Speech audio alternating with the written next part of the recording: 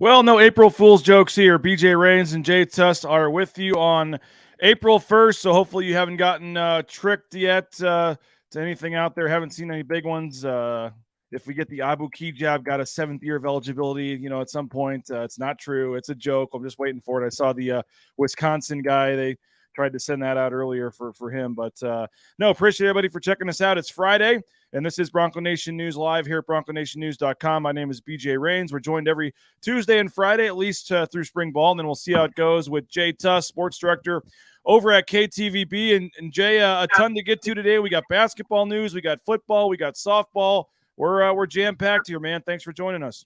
Yeah, busy little Friday. I tried to get you with an April Fool's joke already there, BJ. You know what? I actually saw your text while we were going on the air, and you said you said your clocks were off and you were going to be a few minutes late. The problem is you being a few minutes late isn't necessarily kind of believable, right? So I thought I was going to get you. We used to do a radio show together, folks, and there was nobody that could literally slide in the door, time the entrance in the door while the intro to the show was playing. Better than Jay Tust. So I hadn't seen that, but if I had, I would have just said no problem. I'll start without you because it wouldn't have surprised me one bit. But you're here, and happy that you're here, Jay. Appreciate it. We got a lot to get to. Again, our title sponsor, RowPaint.com, power and people, pride in painting, the official paint and coatings company of Boise State Athletics. We appreciate their support of the show here, and I guess we'll start it out in chronological order here, going in reverse, Jay. I don't know if it's big news or not, but first of all, some folks in the YouTube chat here. Good morning, fellas. We got Dayton saying happy April, guys. We got Rudy saying good morning, Kurt, the rest of Bronco Nation. By the way, it doesn't feel like April out there. I was waiting for the bus with my kid. Tonight is actually opening day for Naismith's baseball team. The Giants have a big matchup with the Angels tonight, so it doesn't feel like baseball weather right now, but Jordan says he was watching this on a 6,000-foot screen. We will get. You may want to see Jay on a 6,000-foot screen. You need no part of seeing me blowing up that big. I'm big enough already. But we will get to that news in a minute. We're going to start with the news that happened later yesterday, late afternoon, early evening. Marcus Shaver Jr. We expected this, Jay. We said it likely would happen. There was no downside for it not happening. But Marcus Shaver Jr., 13.3 points per game. Team high, 33.1 minutes per game. Obviously, Big Shot Shaver hit all those huge shots. He announced on Instagram, Twitter, he is going to test the NBA draft waters. He did officially declare for the NBA draft, but the bigger news, obviously, Jay, is he is leaving open the possibility of coming back for another year with the Broncos. Yeah, and that's kind of an important acknowledgement, I think, at the end of these, these cool graphics that these guys put out. And just by adding that, it means that he's at least leaving the door open, which he obviously is. I still lean that I think he comes back, but he at least deserves to go out and go through this process to not only evaluate his current talent, but to better prepare himself if he does come back and goes through it again next year. So, he's absolutely deserving of all this, and it's cool, not super surprising. But pretty cool for him, I'd have to say. And again, it's a little different with the super senior year, but Chandler Hutchison did this. Derek Alston Jr. did this. Obviously, it's something that, especially in when you only have 1 year left and you're allowed to do it, why wouldn't you do it? You go exactly. work out for a couple NBA teams, get some gear, talk to some cool people and find out kind of where people think your stock is in terms of the NBA, what you need to work on. And I don't think we're kidding ourselves here. Nothing against Marcus, but I don't think he's one of the 60 players that would get drafted into the NBA. But I certainly think whether it's the G League, whether it's overseas basketball, I mean, he's going to have a career getting paid to play basketball. And I think that whether he gets feedback from NBA teams that helps him in the NBA or whether he gets feedback from NBA teams that helps him, sign a big deal in Europe or something, it's all the same. And so for him to declare, as we said, you lose nothing, but I won't say it's a 0% chance he's, actually going to go. I mean, anytime you put your name out there, I guarantee you the coaches are a little nervous probably until he makes that final decision to come back. So he could blow up and some team could fall in love with him and say, we'll give you guaranteed money to play in the G League. And he might say, that's enough for me, So we don't know Marcus Shaver's state, in terms of what he's thinking about this. So I think it's just a little disingenuous, at least on my part, when I say, that we fully expect that he still comes back, because I think we do. but this doesn't mean that it's official. He still has the chance, and if he blows up, he may leave. I think last week, BJ, we did like our order of who we think comes back and our level of confidence. Yes. What was your order again from most confident to least confident? Marcus Shaver Jr. is my most confident to return to Boise State of the three. And who was the middle? Armouche. And then E-Man was your least. And I still think E-Man could come back. I'm not saying he's gone. Right. I feel like he has the highest ceiling in terms of going to play right away, in terms of trying to latch on with a G League team, or his size and 3-point shot. I think he's an intriguing prospect. I still think there's a chance all three come back. I would think today or in the next couple of days or here pretty soon, we're going to see the exact same kind of post for Emmanuel Acott where he does that. I don't know what Armouche's plans are. Maybe if I think about it, I might drop Armouche a little lower than Acott. I don't know what his we just haven't heard much from him, and we don't know what his state is. But I guess the bigger news is this really isn't a huge surprise. And I think we both agree, we think he could come back and should come back. But again, all it takes is one team. The Denver Broncos fell in love with Matt Paradis, and they drafted him in the 6th round. All it takes is one team to say, hey, we'll give you $1 million to play in the G League or something crazy, and he's gone. So it's not a sure thing he's coming back, but it is a good move for him either way. Get his feedback, and then I think June 2nd is the date, right, where he has to decide what he's going to do. What I was going to say, though, BJ, is that I agree now with your pecking order in terms of who I think comes back. I think you nailed it. I think it goes Shaver, the most certain. Armouche is the coin flip. And it just feels like, E-Man's 24, he's 23. If they go to the NCAA tournament next year, he's going to be 24. And you see, you're right. You see what he brings to the table in terms of his skill set. And these guys just have to ask themselves as they get up there in age, whether it be Mladen, Marcus, or E-Man. So there's guys, by the way, you're saying 24 years old. So there's guys that have been playing in the NBA or the G League or playing professionally for like 5 years. Yeah. I'm not certain off the top of my head, but E-Man might be older than like a Luka Doncic. You know what I mean? Like he might be. If not, it's probably pretty close. I'm gonna look that up real quick, but I just think that all those guys have to ask themselves the question: how much better can they get by coming back next year? And if the answer is not much, then that means you probably have to go while you're a year younger and see what you can make out of your professional basketball career. They're pretty close in age, by the way, BJ. Luka Doncic turned 23 on February 28th, and E-Man turned 23 at the NCAA tournament. So Luka Doncic is like 2 weeks older than and I bet you could find some other young NBA stars, Devin Booker, or some of those guys that might actually be similar in name. You professional now. You can go at 19 or whatever it is. There's been guys playing in the NBA for 3, 4, 5 years probably, and so I think there's still a chance he could come back. But if he thinks he has a real shot at playing in the NBA, he may need to take that step right now. I think the thing for Boise State now is all of a sudden, you're right, man. Like if when Boise State went to the tournament back in 2013, you had this optimism that they were going to get back there again because they had these young guys like Anthony Drimmick and Derek Marks that were going to lead them back there, and they were already such a key part on that team. They're already proven guys. And then in 2015, you had like the young Chandler Hutchison coming up, so you just kind of had the feeling like, no, we'll reload and we'll run this thing back again. And now all of a sudden you see Marcus putting his name in the NBA draft. One can only assume that, again, as you mentioned, that E-Man will at the very least do the same. And Armouche is an older guy that's making a decision. Now, if all three of those guys leave, that makes next year's Boise State men's basketball team look pretty interesting, and it almost seems like Boise State would have to dip back into the transfer portal just because E-Man and Abu alone, and we're talking about 6'7", 6'8" wing defenders. And Boise State, we saw the value of those guys. They don't really have anybody like that that's just like, is immediately a plug-and-play guy right now. So that could be interesting there, BJ. Yeah, their roster could look so different from right now compared to whatever. But a couple of months from now, we saw Warren Washington, the 7-foot center. I mean, he had some intriguing names on his list. I highly doubt he would want to come to Boise State if he has a chance to go Power 5. But you saw Desmond Cambridge and his brother both last night committed to Arizona State.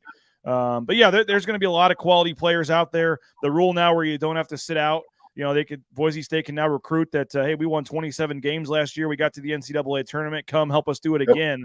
I would think they have a chance to get some quality players from the transfer portal. And I think it was one of our viewers or listeners that said this too, like, could the decisions of, some of these guys impact the decisions of other guys? And if you're looking at the transfer portal, absolutely. Like, if you're a guy like Warren Washington, and this is a complete hypothetical, by the way, but like Armouche's decision could impact your decision, or even if a guy like Shave comes back or not, like knowing you got a good shooting scoring guard that would help you out and maybe make a run back to the NCAA tournament, like all that stuff. If you're in the transfer portal, you want to win. And so a team that's set up to do that is obviously going to be more attractive. Perry saying kind of what we talked about. What's the possibility of Shaver going overseas if the NBA doesn't pan out? I think that's where he ends up, and the one reason why I think he might stay, Jay, is because we saw his family at pretty much every game. His mom moved to Boise. I mean, if he goes overseas, maybe his mom moves over there, his stepdad, a couple people, but like he's not going to have the grandparents and some of the aunts and uncles and like the 35 people that came to the UNLV game. You got to enjoy playing in front of your family while you can. So that's one of the reasons I thought maybe he wants to come back. But again, we're not in that position. We're not, maybe a week or two away from potentially getting a paycheck and signing on the dotted line. I mean, it's a big difference to be in that spot. So I think it could go either way, but I still think, my gut still says he decides to come back. I agree with you on that. Rudy wants to know about transfers, Jay, by the way. What do you make about any players? We don't know of any for sure. I mean, you when you look at transfers, you look at guys that either didn't play much, might be unhappy with their role, or see that they don't have a future in terms of playing time, whether it be a case in Pryor, maybe a Pavle Kuzmanovic would be two guys that didn't really play a whole lot last year. But again, if those guys leave, all of a sudden, a guy like Pavle could be your 6th or 7th man. I mean, who knows? Yeah, but you got a guy like even Burke Smith. I mean, if Milan decides to come back, you still have Lucas Milner. I mean, Burke Smith once again is kind of getting buried there on the depth chart, and he's been at was this his 3rd year at Boise State? This was his 2nd year. 2nd year? Okay, so he'd be going into his 3rd year. 3rd or 4th. Yeah, because he redshirted. He had the COVID year. Be a 3rd-year freshman again next year. Yeah, he still has 4 years of eligibility left, but it'll be his 3rd year. Kind of crazy. That's kind of crazy. So I mean, if he's looking to get immediate playing time because he can't crack the depth chart, that could be a guy. Again, these are all hypotheticals, and we're just going to have to wait to see how they play out because we really don't know yet. It's actually been surprisingly quiet, I feel. You see a lot of guys throughout other universities kind of making their decisions, moving and shaking, trying to get in the transfer portal so that they can find their new destination. And we haven't really heard anything like that from Boise State. I actually thought it was kind of surprising that Shaver took so long to make his announcement just because, again, you look around the Mountain West and whether it be Roddy or Hamilton or the guys from Nevada, like they're either transferring or announcing they're turning pro. And it took Shave a little while, it seemed like, to make that announcement. It's taken E-Man a little longer to make that announcement. Maybe they're just taking their time to making sure it's the right thing for them. But we'll just have to see how it all plays out. But, man, there are some big, big decisions coming for this Boise State men's basketball team that could really, really swing some things. And either way, it just feels like they might have to hit the transfer portal again to get that experienced 6'7" guy that can guard the wing. And I will say this, BJ, one thing, like when you kind of slow it all down for a second, it makes you realize how special this group was because hypothetically, you lose a guy like Malad and Armouche. How many people are sitting in the transfer portal that are 6'10" and all they want to do is rebound as if their life depends on it? How many guys are like an Emmanuel Acott in there that are completely cool with emphasizing that they want to be a defensive dude, but can also shoot it a little bit for you? I mean, they were a pretty unique group of guys, and you can see now why they had so much success together and why it will be hard to replicate that success once again. I don't want to be all doomsday on everybody because they do have some young guys coming up, but next year either is going to be a year where they immediately compete to get back to the NCAA tournament, or it could be more of that growth year if they can't hit a home run out of the transfer portal. Yeah, I mean, I like Lucas Milner. I like Najee Smith, but I don't think, as much as Boise State likes them, they wouldn't feel super confident if both those guys are starting next year. I mean, I think they would have to hit the portal. By the way, it says I have is my signal okay, Jay? You look a little fuzzy, but you're okay.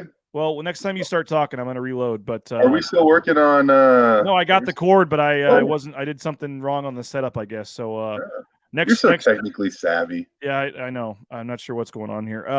Your computer's playing an April Fool's joke on you. I will say this, Jay.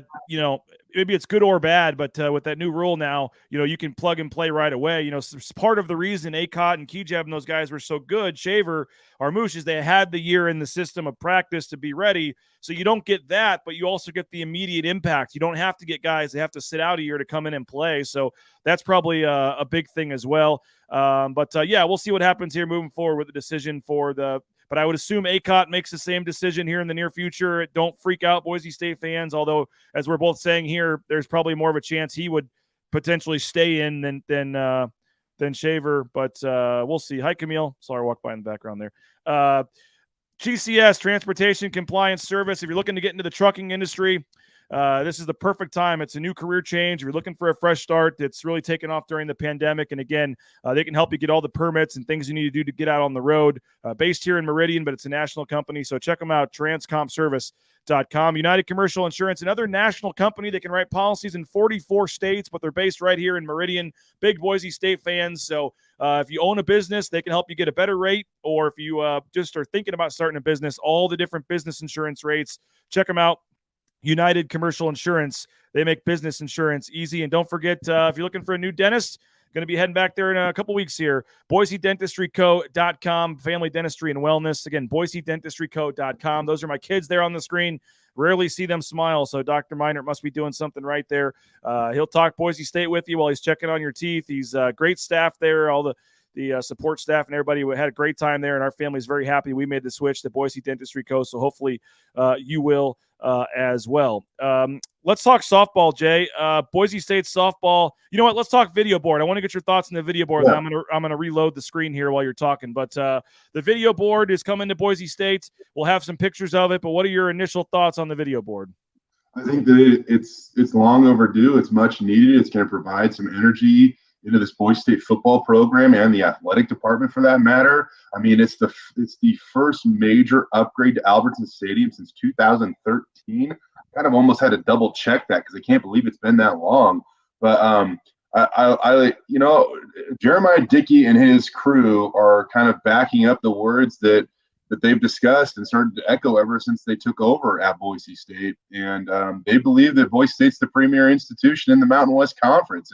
And how do they do that? They go out and they get by far the biggest video board in the Mountain West Conference as their first major addition to Albertson Stadium. And I mean, that can only encourage fans of what's to come and their ideas of what to come. I mean, look at this.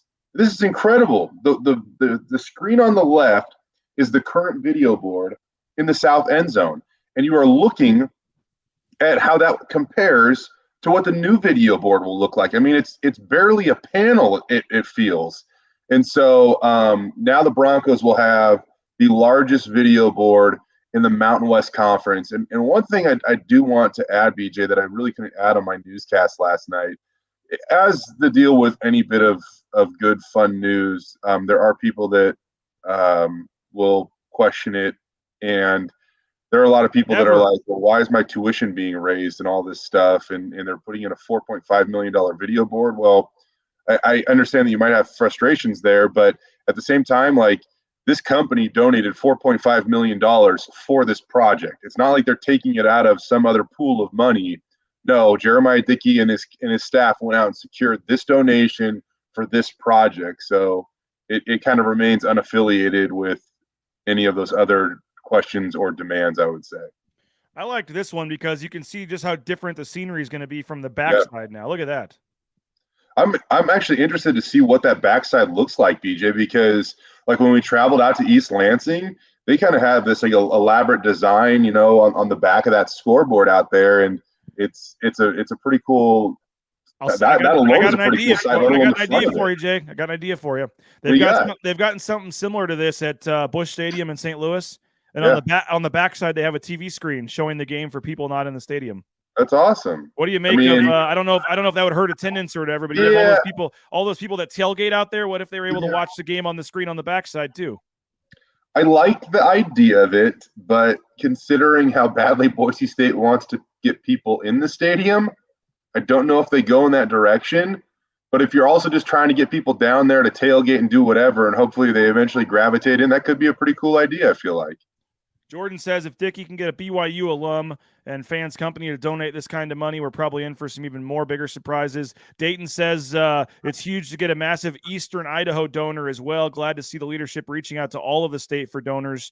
Of note, the new president of the company is Boise State grad as well. Dayton says he wants something with the bowl games, conference titles, won on the back, some sort of historic thing. That's probably the most likely. Yeah, you just feel like all that is going to snowball now. I mean, if they secured $4.5 million for this, I doubt that it would cost that much to start to honor some of these conference championship, these bowl wins. I mean, Jeremiah's already told us a number of times, BJ, that as nice as those banners are that honor their bowl victories and stuff like that, they need more than that. And one can only assume that stuff is on the way as well. I think the cool thing about this administration, though, BJ, and I'm sure you'd agree, they have this quest for 10,000 donors, right? And that's an awesome goal, but I don't think what people realize about that goal is that's a long-term goal. I mean, that's not like they're not hoping to hit that by December. I mean, that's like 5 years out or something like that. So when stuff like this happens and people are, they boast about the job that Dickey's done and they say, let's appreciate him while we have him, they're setting up something that's going to be a really good scenario for whenever that time does come for whoever takes over after these guys leave. And I'm not trying to put the cart before the horse or already talk about sending them out the door, but I just think it's cool. They're not just focused on the present, they're focused on the future and something that is sustainable for this university. And you showed this one, Jay, and the South video board. I know that Jeremiah told both of us back in December or January, but another cool side part of this is that current South video board is not going to be thrown out to the trash. No, I think it's yet to be determined on how exactly they're going to use it, but that video board would look awfully cool at the soccer field or at the softball field, and it would look a lot bigger too at those venues. It would be a really cool feature, giving either one of those programs one of the best video boards for their respective sport in the Mountain West too. So this is definitely a two birds, one stone thing that would be awfully neat. And by the way, based on size, Jay, you can see it here. That you kind of get tricked by the north end zone scoreboard because it's not all a video board. It's got the speaker panel, the speaker panels on the side. Yep. This will be a full video board all the way across. And for folks wondering, it's about triple the size, almost triple the size in terms of square footage. It's going to be, and you see it right there. I mean, it's going to massively change the and I wonder what this does, like the expansion and all that. I mean, I know. The reason they said they put the other small one on there, the size it was, is because it was the biggest they could fit on the old, posts from the old scoreboard before that. They're obviously going to have to install, based on the new pictures, new support system to hold this thing up. But one of the things we've heard about the potential upgrades to the stadium is something completely new and re-tearing up and redoing the whole south end zone. So I do wonder if this means that's not in their plans, or how this plays into the stadium expansion or the other renovations they have planned for the stadium in the future. I feel like at the very least, BJ, I think we can all agree this is only the beginning. And that should be really, really exciting that for Boise State fans, if this is just the beginning, because that's significant. Hunter's asking, it says maybe a light up logo like they have on the elevator columns for the skybox. Looks amazing as the sun goes down. They'll put some advertisements on there. They'll find some way, Jay. It ain't going to be a blue or black background. They'll find a way. What about the time frame, Jay? I guess during the season, right? They didn't exactly say. They have to get approved from the board, state board, in April 1st, and then they have to pick a vendor, I guess, that'll install it. But doesn't sound like it will be ready by the first game. Yeah, and let's face it, BJ. I mean, it feels like it would be, I don't want to call it a miracle if it'd be ready by the first game, but what construction project is getting finished on time right now? Like none. So I mean, there might be shipping delays and stuff like that too. So yeah, it might not be completely ideal for this season, but like, what do you really lose at the same time? Like, a massive video board that's going to enhance the game day experience is coming, and that should, I feel like that should be enough.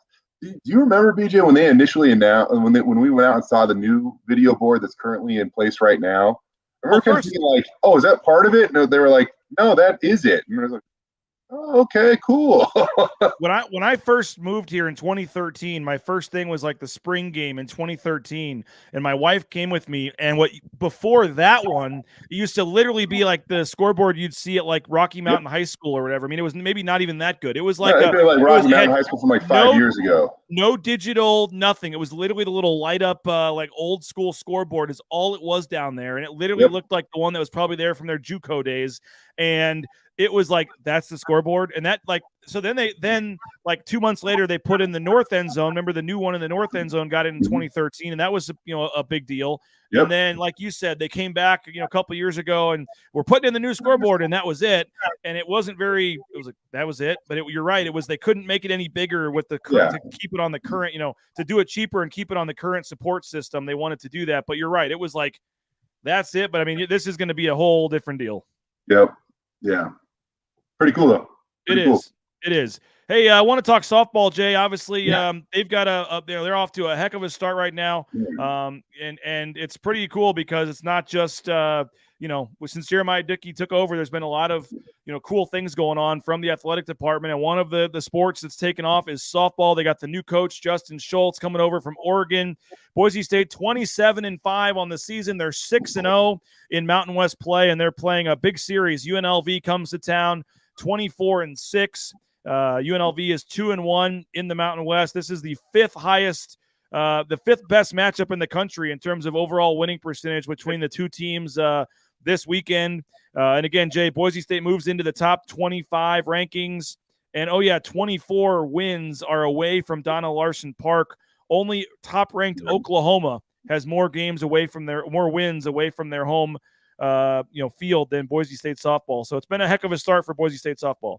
I think Oklahoma's still undefeated. I'm not exactly positive, but when Justin Schultz was hired back in the summer of 2021, just going back and looking up like his track record, and everywhere he goes, it seems like his teams, so they swing it, man. He's been at Fresno State and Oregon prior to his time at Boise State.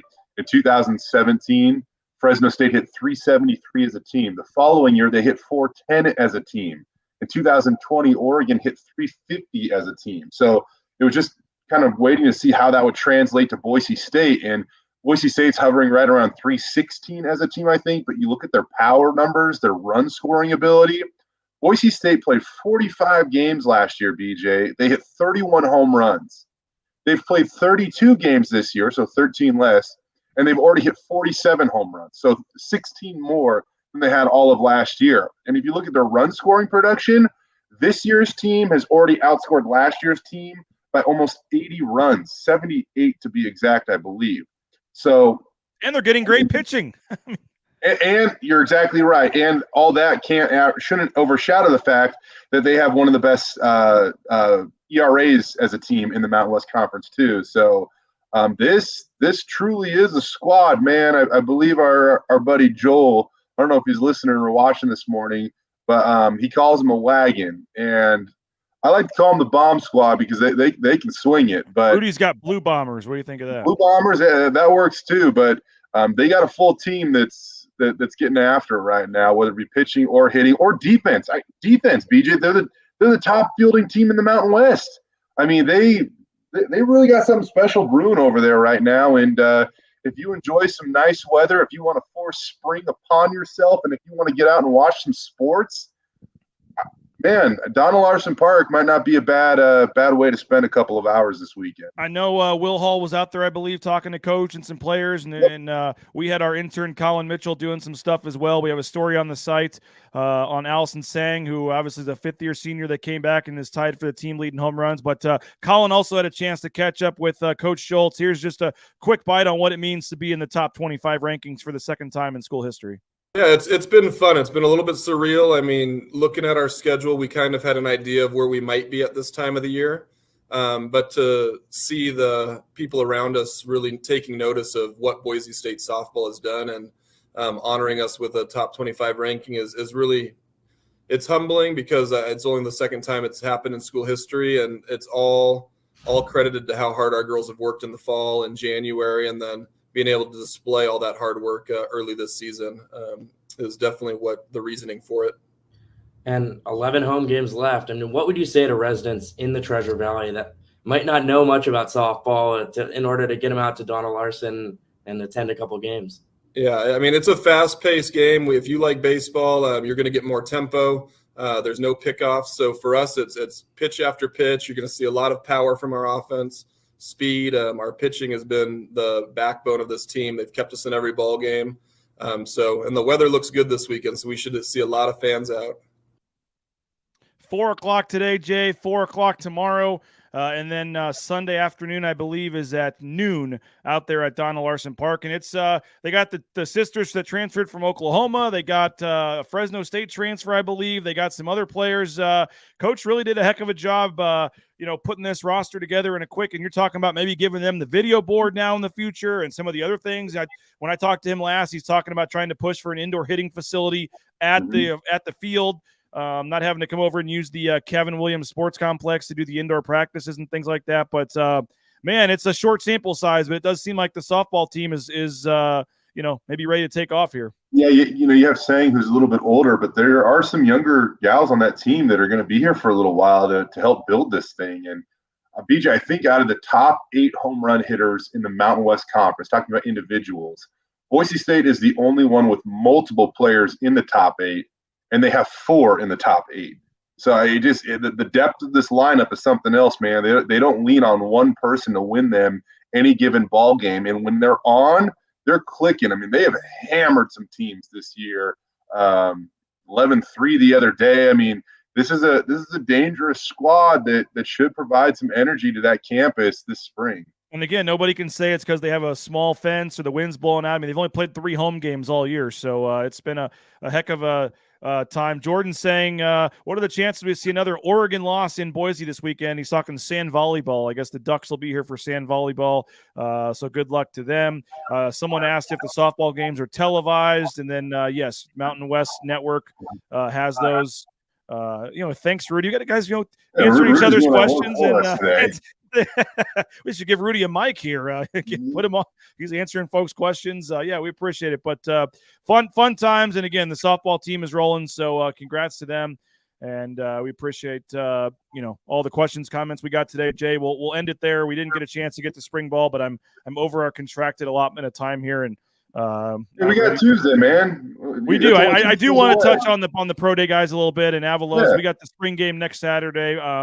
I guess we can, maybe closer to the draft, we'll have a chance to get into those NFL guys. A little bit more of a football week next that'll week, give us maybe something to talk about too after spring ball's over as we get closer to the draft. Some of those guys and what they did. But appreciate your time, Jay, and we'll be watching. What do we got coming up on KTVB this evening?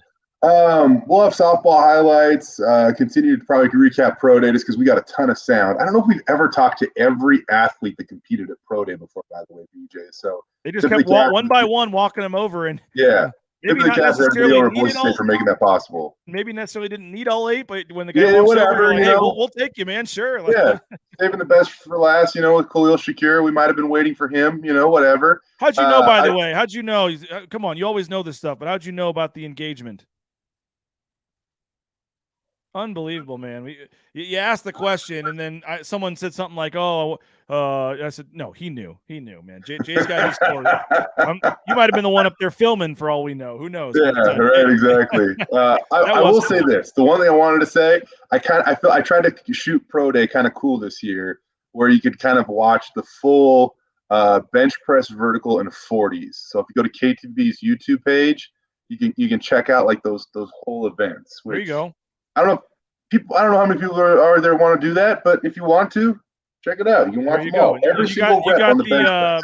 And you've been working with the GoPro too. I know you got yourself in a little bit of trouble up in Portland for that, but You got to fight for it. BJ. Sometimes you got to push the rules. You put it in. I saw you had it right there on the bench press thing yesterday on too. So you had some cool, unique angles there. So you're working the GoPro as well. So thanks, Jay. Have a great weekend. Final Fours tomorrow. Who are your quick Final Four picks? Anybody but Kansas. Anybody. Why did I not know that was coming? We keep doing this really quick thing before we say goodbye, and this is really quick before we say goodbye. Rick Lance, our weather guy, asked me who was going to win. I said I had too many friends that went to Kansas, so I want anybody but Kansas. Who else do you know that went to Kansas? That Gold guy. Oh, that's right. Back in the past. I'll take Duke at this point. I think it's destiny. I think it's Coach K's destiny. I think there's no chance in heck they lose tomorrow, and I think Monday. Would I like it if we had a chance, my alma mater, to end Coach K's career with a loss? Sure, but I would probably suspect Monday night we're watching Coach K cut down the nets. Kansas, Duke wins. Appreciate it, Jay. We'll talk to you later. Jay Tust, Sports Director, KTVB. Have a good weekend, folks. Check us out, Bronco Nation News, BroncoNationNews.com. And don't forget the golf tournament coming up on June 3rd. Registration is now open for subscribers. If you are a subscriber of Bronco Nation News, you can subscribe. Go to BroncoNationNews.com. There's a link that says golf tournament, and the information is on there on how to go ahead and register. So you should have got an email too if you're a subscriber. But June 3rd's the date. Jay Tust will be out there playing. Mike Prater, Mike Burns, Tim Duryea, Leon Rice, Kalen Downs, women's golf coach, Dan Potter, men's golf coach. We're adding to the list daily, but it's going to be a kind of a fun event out there. So hope to see you out there June 3rd, Timberstone Golf Course. And again, you can go ahead and register now. If you're a subscriber, we'll open it up to non-subscribers on Monday with the remaining foursomes. So we got some whole sponsorships and things available as well. So let us know if you're interested in that, and should be a good time out there. So appreciate you guys for checking this out. Have a good weekend. Enjoy the Final Four, and we will talk to you guys later. Bronco Nation News, BroncoNationNews.com.